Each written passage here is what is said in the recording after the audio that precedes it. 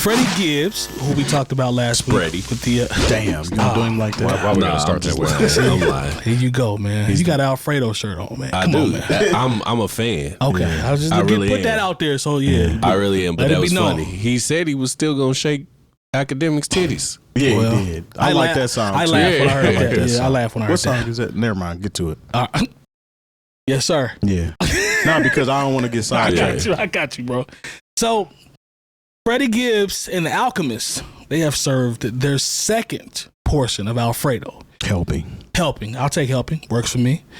So the project was released. This is the second installment. Now, it has features of Anderson .Paak, Larry June, I believe, J.I.D. Correct me if I miss anybody else. 14 songs on the record. He talks about, what he normally talks about, but also snuck in some Jim Jones, a little bit of Benny the Butcher. They say a Currency disc as well. I was not happy about that at all. I'm a Currency fan. But it was accurate. Was it Currency? Hey, Lon, I was going to ask, is it accurate? Was it accurate? It's pretty accurate. It was accurate? It So- kind of was. So look, let's. Well, go ahead. Yeah. So here's what I want to do. 'Cause we got a couple things to talk about on this. I want to focus first on just the overall reactions of the project and how everyone felt. And then we're going to get into some more layers later. But just your overall response, be mindful. We got, 5 opinions, so short and sweet. But how'd you feel about the project? Go ahead, me first. Go ahead, bro. Yep. 10 out of 10. Yeah. 10 out of 10. 10 out of 10. No flaws, no misses. No flaws. That's to me. high praise. Yeah. Gibbs, man, is first and foremost, there's not an artist outside of Michael Jackson from Indiana that I could be proud of like that, for real. You don't like John Cooper Like Mellencamp? Babyface? I'm cool. I'm just joking. Oh, Yeah. Babyface? What about Axl Rose? Okay. Babyface. Don't be disrespectful. What about Blind Melon? Babyface. I hate Yeah, him. man. I hate Long. I have no idea. The little girl in the B outfit. Then Just don't disrespect. all I can say. There's plenty playing. Yeah. R.I.P. Shannon Hoon. Just don't disrespect. I didn't know that was Babyface, from bro. Indiana. He was a Purdue guy. That's the only reason why I know. Okay. Just don't disrespect Babyface, bro. Babyface, Michael Jackson, Okay. Freddie Gibbs.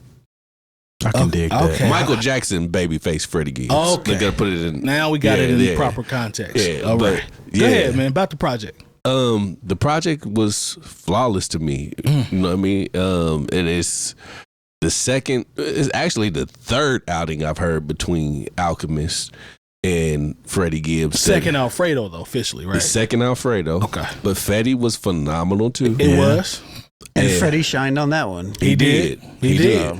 So, Gibbs, man, look, the man's discography, you can put it up against a whole bunch of I vouch for Hell that. yeah. right I now. vouch You for know what I that. mean? I vouch for that. Anderson Shine, you know, I'm gonna be honest with you. You know how big of a Larry June fan I am. Probably the biggest I know. He really pissed me off on this album.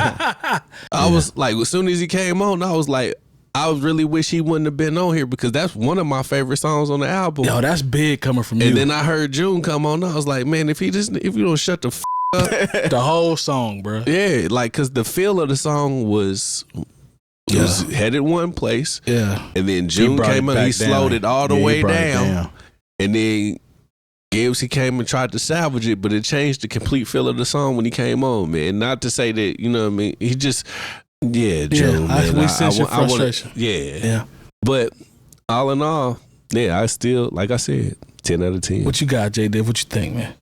I think it was a phenomenal listen. You have a number? I don't know if I'm gonna rank it a number because I don't know if I stated a number Okay. for the Clips album, Fair enough. and I'm kind of going back and forth on which album I like better. more so far. Mhm. So I'm not gonna say a number. That's fair. I will say that this is a great album. To me, it almost ushers in another genre of rap to me, though. Another That genre. I would dub like easy listening Okay. hip hop or rap, because like it's very easy to listen to this album, Yeah. like from front to back. That's why there's no skips on here, Zero. because I can let it ride, and it's very easy to listen to. He's talking some shit here, but it's still real mellow, and you know what I'm saying. It's Right. like a new age of easy listening style music, and I really liked it, man. And Gibbs is rapping still like the rent is due. and like he's still out here moving packs, although he's letting you know that he's not.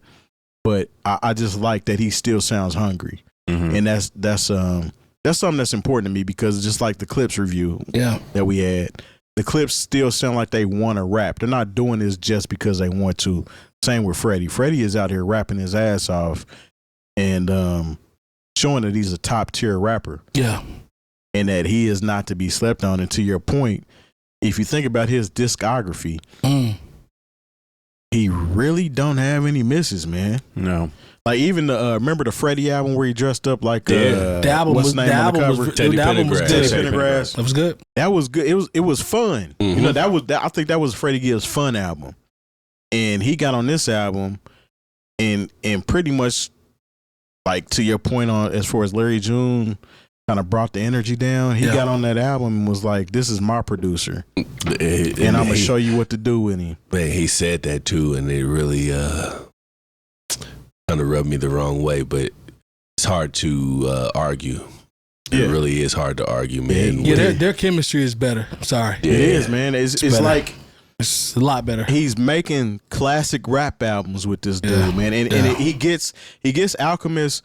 I hate to say Alchemist is in a box, but for some reason, because he can do all kinds of things, but his production with Freddie Gibbs to me sounds different. It is different. But is that Freddie Gibbs or is that Alchemist? I think they kind of just probably coexist with each other. The chemistry is just there. Combination and of brings both. it out of them. Because I mean, I feel the same way about anybody that Alchemist really gets with, but it's just the way that Freddie Gibbs slides on Alchemist production, and I can't just put that on him and Alchemist because he's done the same thing with Madlib. Yeah, and that's what I was gonna ask too. So like, maybe I might be skipping ahead. Let me let y'all talk about what's going on. What did you think overall about this second helping? I gave it a 9. Oh, okay. Put that number on it then. Yeah, I mean, I gave the Clips an 8. So Let me see where he stands. There's no skips. Just like Terry said, like you said, Byron, there's nothing to run to. It takes a lot to get a 10 out of 10. The one thing that I will say about this project, even though there are no skips, there was also nothing about this album that stood out. Yeah, there was no real substance there. It was just another really good album. And I finished listening to it, and the only thing that really stuck out to me from listening to it was like, I really like the Anderson .Paak song. Yes. Me too. But that was like the only thing that kind of stuck out to me, except for a couple of shots that he took and stuff like that. He's just doing what he does, and he does it really well. But I've heard Freddie Gibbs do this so many times that that's why it's not perfect, because it just sounds like another really good album to me. You know, it sounds very similar to the Madlib records and all of his Alchemist stuff. The one thing I will say, and then I'll keep moving, is that the difference in the production style from Alchemist on this one is that he has more drums. He has more drums with Freddie Gibbs. Yes. And that's what stood out to me. I was like, okay. Yes. Because so to me, that's Alchemist catering to Freddie's style a little bit more. And to me, before I pass it to Jay, I still think Bandana and what am I missing? What's Bandana? Pinata are better than this one. I think Madlib, his chemistry with Madlib to me is better than what it is with the Alchemist. I like Pinata better. I do. I like that. Now that's just the side I'm on. Not saying I enjoy Alfredo, because I do like both of them. But we talk about a synergy from producer to rapper. Him and Madlib actually shocked me, where I was like, okay. I think that's just shock though, because. But I think top to bottom, those are amazing records. I think he had a little bit more depth in some of the songs that I can agree with that. On Pinata. Is that what it is? Yeah. Because those records are, especially Pinata more than Bandana to me. Yeah, man. Like those two records are, to me, those are incredible records. I think those albums actually created a cult following for Freddie Gibbs. Those are the ones. I would agree. I wouldn't say the Alfredo series has. I think you probably had to be a fan of Gibbs, or you might have heard him like, oh, damn, this is actually dope. Yeah.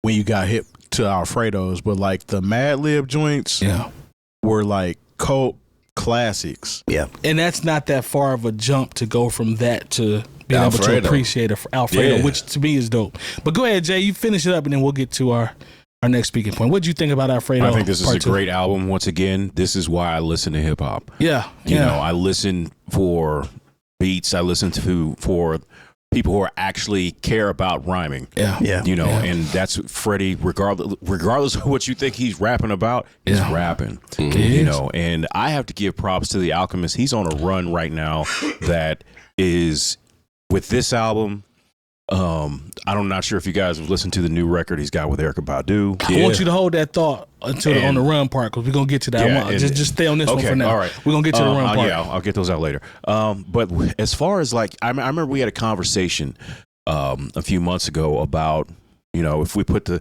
use my terminology, if you put the CDs on the table, you know, can't remember how we got between J. Cole and Freddie, and going back and listening to some other records, that, you know, listening to Pinata and Bandana, and then listening to this new album. I just went on a kind of a Freddie Gibbs journey when I had a little bit of free time, you know, this weekend. And I'm telling you what, I said J. Cole then, I was wrong. It is Freddie Gibbs. Wow, it is Freddie Gibbs. You know, because, you know, like when you get more, when you get more information, sometimes you have to go ahead and change what you said from earlier. Yeah, I respect that, Jay. I respect that. I agree. When it comes to actually rapping and, like you said, CDs on the table, you really can't deny this man's discography. I mean, he just dropped an album not even a year ago. He dropped the album on Halloween, which had heat on it though. Had heat on it. Yeah, and it made it. That album actually made you feel like he was about to be done with rapping. Period. Yeah, you talking about So separately? Yes. Yeah. No, not So. No, not that one. Gibbs' album. Yeah, that one So separately though. That's the one that had the rabbit on the cover. Yeah, the one where he was kind of talking to the devil the whole time. Is that what that one is? Pusha T was on that one. Pusha T was on that one. That album came out like Halloween. Yeah, and then here we are in July, and you already got another album.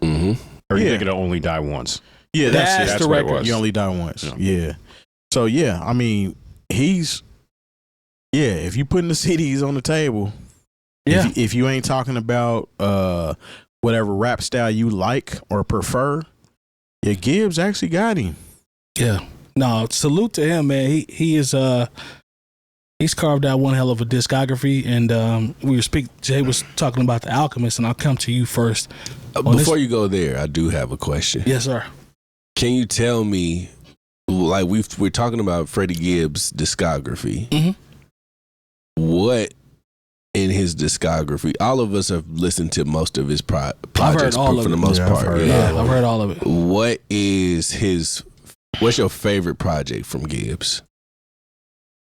Probably You Only Live Once. That's twice. You Only Live Twice. That's mine. The one right after he got out of jail. Yeah, that's my favorite Gibbs project. That, to me, he just felt more personal. He's got a record on there called Alexis. Yep. That record is crazy, bruh. A close second would be probably Pinata. But only because that showed everybody, like to Mike's point, that was like, okay, Gibbs is here and he's trying a new style. And he was a little bit more personal on it. A lot of his stuff is, you know, like Terry said, a lot of his like good background music. Like he doesn't really make bad records. I forgot about Soul separately. That's fire almost front to back too. Yeah.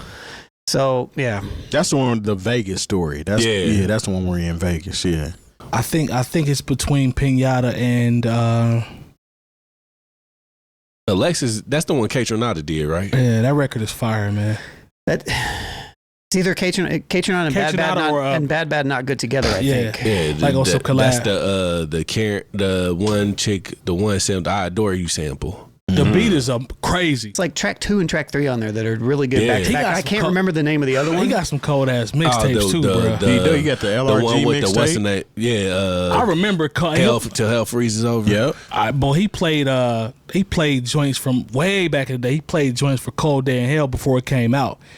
That's the one. Cold Day in Hell is crazy. Freeway is on there. Like that whole mixtape is stupid. You talking about the one with the Straight Killer No Filler? Yeah, that's one. Yeah. Pinata's probably the one I played the most. The Where Your Heart At sample. He used the same sample as Where Your Heart At from Mobb Deep. It's between Pinata and Bandana. I think I'm with you on that one because even with this new Alfredo too is fire. It is. Like it is. Don't get me wrong. It's almost like I want to put this in the mix, but I've listened to those a lot more. But like I said, I just got back. But this just came out. It just came out, but I've ran it 3 times. Yeah. And it's still good. You know what I'm saying? it's not a. It's to me, this isn't an album that grows. It was already good when I first heard it. Mm-hmm. You know, some albums you listen to it, and you be like, okay, that was cool. Tyler's. You listen to it again, you be like, okay, Damn, that's y'all. a little better. And then it Don't kind do that of long. it eventually catches you. Mm-hmm. This album, as soon as I listened to it, I was like, shit, it's good. Yeah. Easy listening. But that's just how some art is made. You know, some art is made in a way that it's just supposed to hit you like that, and other stuff is supposed to make you dig a little deeper, or you know, because it's a little different. It's not what you expected. I was listening to Palm Olive the other day with Killer Mike. Yeah. That's crazy.